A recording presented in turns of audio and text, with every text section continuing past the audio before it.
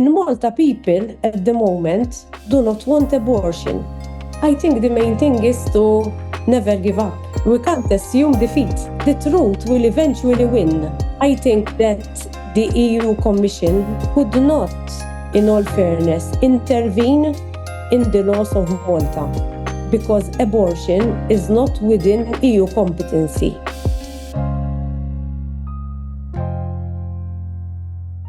Dr Miriam Sciberras is the CEO of Life Network Malta, a coalition of pro-life groups that take a holistic approach to keeping legal abortion away from the tiny island nation, utilising both crisis pregnancy support and campaigning.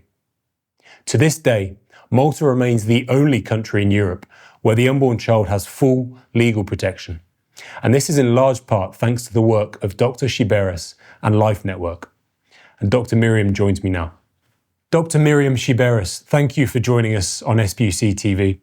Now, Dr Sciberras, Malta remains a bastion of the international pro-life movement, with it being the only country left in Europe where there is full legal protection of the unborn child. But with recent changes, such as something we reported on back in February of this year, the European Commission ruling, which could essentially see women from countries like Malta with pro-life laws being financially assisted to travel abroad for an abortion. With recent changes like that, however, do you feel there's a real possibility that abortion could soon be legalised in Malta? I think what the intention behind the My Voice, My Choice petition to the Commission was intentionally targeting countries like Malta mainly, and also maybe countries where abortion is limited, like Poland, which is very unfair considering the democratic process within the EU. I think that the EU Commission could not, in all fairness, intervene in the laws of Malta because abortion is not within EU competency. But what the EU Commission said in February, when it gave its reaction, was that there is this European Social Fund Plus, which, if you look closely, does not include abortion as an option for this fund. So the Commission would have to change the use of an already existing fund, this European Social Fund Plus, to make it include abortion, if that is at all possible. So I think that it's a very backhanded way of trying to interfere in our country's democratic processes. Malta and all the other countries in the EU have the responsibility of legalizing or not these issues. In such matters where ethics, health, abortion, euthanasia, and such sensitive issues, it is up to the member state to decide and legislate on these issues. So already the My Voice, My Choice campaign tries to find ways to undermine this. In Malta, people at the moment do not want abortion. As we can see from the recent case of Andrea Prudente, where the people spoke, discussed on all the media. We had massive campaigns. We had people in the streets. And more than 25,000 people, which is a lot considering the population of Malta, gave a resounding no to legislation introducing abortion in Malta. And in fact, the law that was then signed after the Salvini campaign on the 28th June of 2023, where the president signed into law, what was actually signed into law was the codification of what was the ongoing practice. Mainly that if you had a pregnant woman that had life-threatening complications of pregnancy, but not just any condition, but it had to be that the woman would be in the imminent chance of losing her life. And also, any attempt would include the safe delivery of the baby and assistance given. So if the baby could be saved, this baby will be saved. That's how the law is at this moment. It does not introduce abortion in Malta, but it codifies practices that used to be done before to safeguard the health of the pregnant woman. We have very good statistics. Our hospitals are very good. All pregnant women are given the care that they are needed, but every effort would be done, if possible, to save the unborn child. So there would be no intentional killing of the child or intentional abortion. You've preempted my next question there, Dr. Miriam, because you mentioned there Andrea Prudente. Can you go back to the beginning of that case? You kind of skipped towards the end, but go back to the beginning. Who was Andrea Prudente? Some of our viewers will remember the case from back in 2022. Who was she, and what is her story? Well, the story of Andrea Prudente is that she was a tourist in Malta, and she had interruption of the membranes. And she was admitted in the hospital. She was losing fluid, and she then asked for an abortion because she thought or was understood. She thought that her life was in danger when her life was never in danger. She was always taken care of in the hospitals. Her parameters were good. In fact, there was another woman who also had interruption of the membranes at that time, whose baby was subsequently saved. But a whole campaign blew out of the Prudente case for the introduction of abortion in Malta. Andrea Prudente, in the end, was airlifted, where she underwent an abortion in another country. After this passed, the call from the pro-abortion lobby increased, citing this as, if we had pregnant women whose lives were in danger, they were not covered.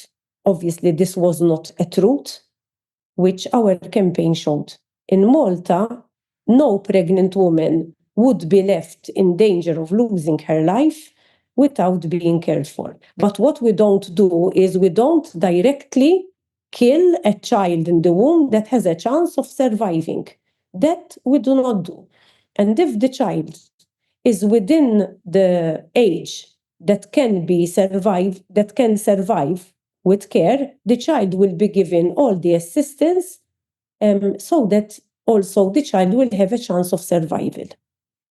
Obviously, if to save the life of the mother, you would try to save both. But if in the process the child loses her life, that is not an intentional abortion. Sure, but of course. The aim is to save both. Yeah.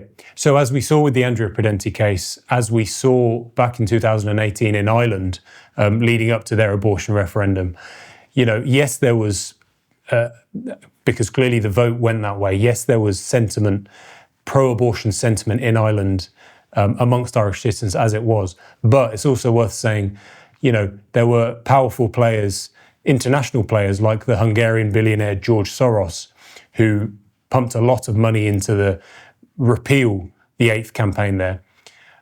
So what we see there is external forces getting involved in the affairs of a sovereign nation.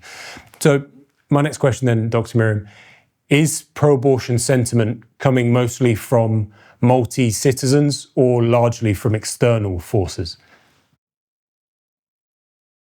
I would say that it's a combination of both.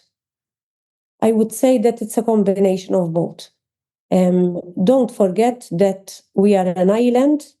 We have a large percentage of people who come to work here, quite a substantial amount. The latest census puts it at around 100,000 people who come to work here in Malta.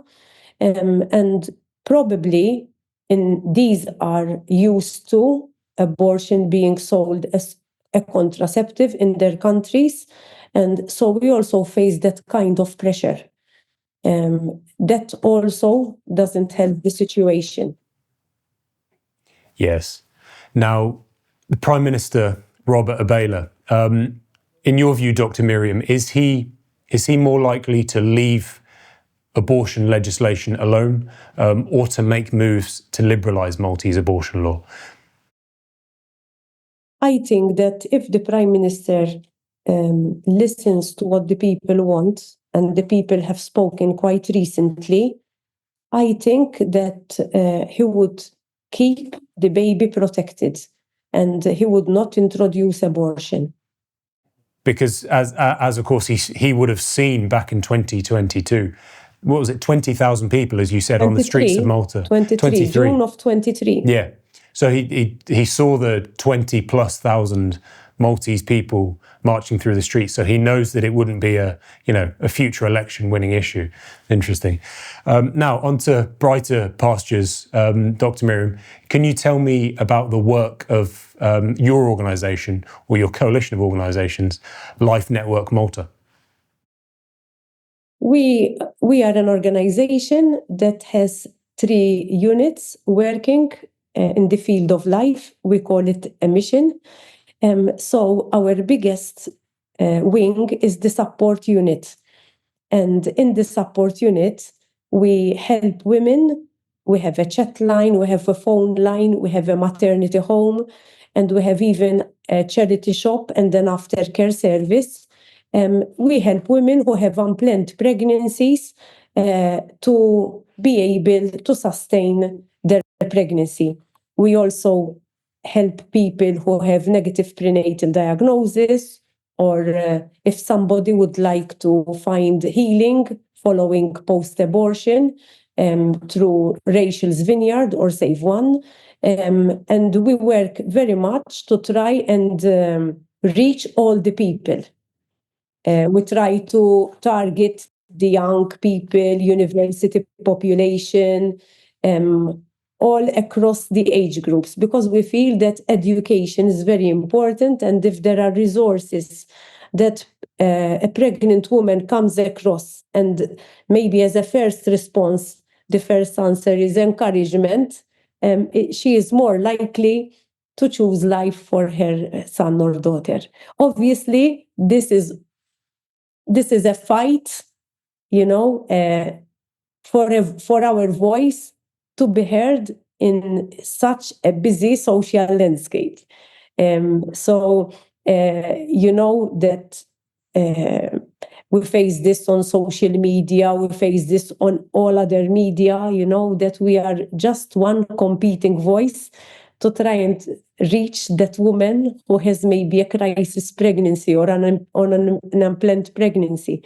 But we managed to reach quite a lot of women, and we save a lot of lives as well. It's amazing work, and it was a great joy for me to see, looking at your Life Network's YouTube page recently, the highlights from your recent Night to Shine. That is very important because it's part of our outreach mission. As you can see, all across Europe, people with disabilities are targeted from extinction from within the womb. And considering how much the EU works on equality, this is the antithesis of equality, selecting embryos, selecting the child in the womb to be destroyed. So, I think initiatives like Tim Tebow's Night to Shine is a jewel that every country should be celebrating. If we really believe in equality, equality should start from the womb. We shouldn't be selecting embryos, we shouldn't be selecting children in the womb just because they have a disability, just like we wouldn't do so if the baby was born with a disability. And I think celebrating people who are actually living with a disability puts the spotlight that these people actually are members of our society. They are lovable people. They can do things. They can be shoulder to shoulder with us. That's Lovable. real equality. That's it, lovable, and also some of the most loving as well. Yes. Now, Dr. Miriam, as we've mentioned, there have been recent successes in Malta where, you've fought off, pro-lifers in Malta have fought off the Goliath of the international pro-abortion lobby. Can you tell us, it's obviously been much harder for us here in the UK recently. Do you think there are some lessons that pro-lifers here in the UK can take from pro-lifers in Malta? I think the main thing is to never give up. We can't assume defeat. The truth will eventually win, just like it won in slavery, and slavery is now abolished. Just like it won in apartheid, now nobody would think of discrimination between colored people and people who are not colored. It wouldn't even occur to us. I think the day will dawn where it wouldn't occur to us to kill our own children in the womb. So I think if we have the truth, we are fighting for the truth. We may not be in the mainstream at the moment, just like the people fighting against slavery were not at that time. But they fought on, and eventually the truth won the day. One day it will, the truth will win the day. I just hope that it will not be too late for so many lives to be lost. I'm speaking of the demographic winter that is now we can all see in the EU, and it seems to be staring us at us in the face at every country, and yet we are not able or seem to have lost the power to understand that there is a correlation between abortion and this demographic winter.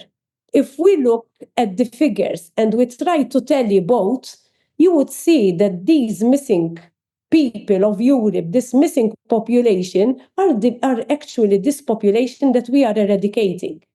It's a genocide that we give license to every time that we give up.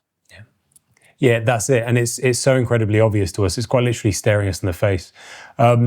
Dr. Miriam, here at SPUCTV and SPUC more widely, we're finding that young people in particular are engaging with our content. We just had you spoke at our SPUC Youth Conference a couple of years ago now. We just had our biggest ever youth conference back in February of this year. Does the Maltese pro-life movement, do you benefit from the impact of young people in particular? Yes, young people are the future. So just like in the SPUC conference, the Young People's Conference, it was a very good conference that I attended, and even the enthusiasm could be felt. So I think that young people all across Europe and the world are looking at the world that we are leaving them. And they are looking at their own future. And if we keep giving them the truth, they are also living this, they are, I have been with youths who lived with abortion as a culture.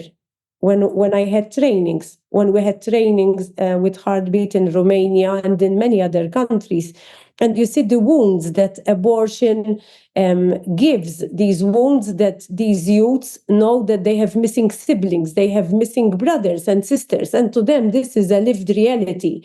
And they would love, they don't understand why they were allowed to be born and their sister or brother was literally, whom they would have loved to have, was not allowed to be born. And they carry these wounds inside them, wounds that cry for justice. And I think it is these youths that will change the laws that we seem to be unable to change, and that will bring this injustice of abortion to an end. So I really encourage youth training. That is my hope for the future, that this message reaches the youth, especially where abortion is a lived culture, that they can, show us hopefully come to Malta and show our youth that we needn't go there to experience this. I think you're right, and I really think there is something about the younger generations. They have a real fire in their belly for life. Now, Dr. Miriam, the successes that we've witnessed happening in Malta in recent years really do give us hope. So I don't know if you quite appreciate just how significant what's happening in your tiny island nation is to pro-lifers around the world. So definitely take solace in that. Dr. Miriam, thank you for joining us on SPUCTV. Thank you very much, and I wish you well in your work towards saving lives. Thank you very much.